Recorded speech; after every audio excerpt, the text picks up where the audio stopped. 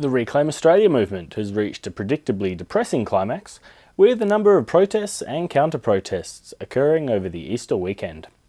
Reclaim Australia supporters want to change the Vegemite recipe to include bacon, or not really. Actually, they view culture as a monolithic, unchangeable entity. Now, that's a viewpoint that leads inevitably to irrevocable stagnation.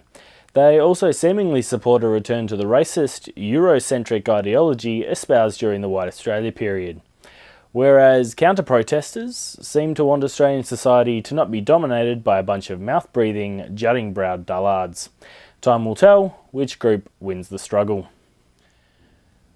The National Gallery of Australia has held an all-nude viewing of the current James Turrell exhibition After Hours, to the shock and dismay of the cleaners working in the building at the time. One naked art lover was quoted as saying, "Everyone's all in it together, so it's not weird or anything."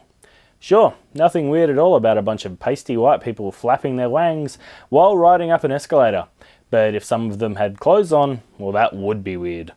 Another gallery goer was quoted as saying, "You don't have the clothing distracting you from the art." If you've ever been looking at some artwork and suddenly been all like, "Oh my god, look at my shiny belt," well, then I guess this is the exhibition for you.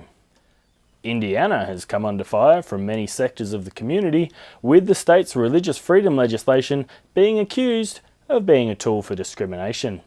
A pizza store in the state has come out, so to speak, and made a statement that they would not provide catering for homosexual weddings.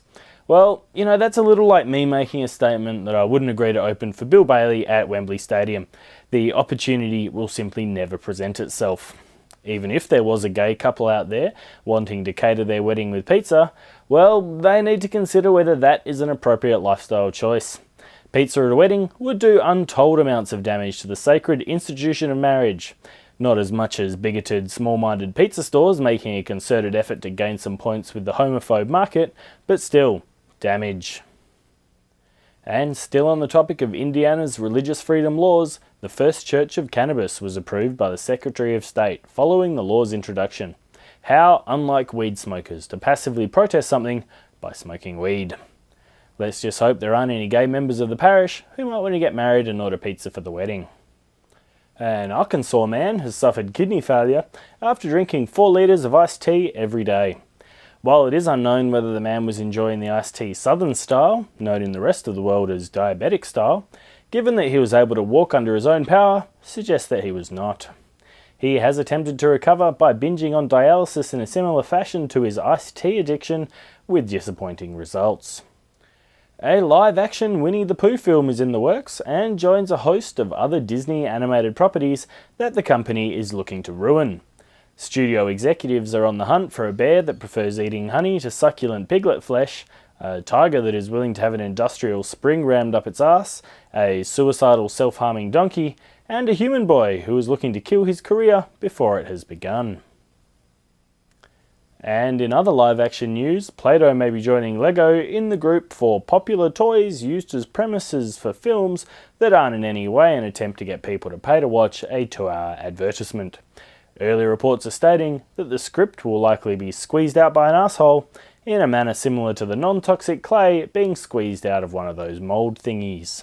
And finally, a Star Trek Green Lantern comic book crossover has been announced, presumably with the intent to piss off 2 entirely different groups of nerds.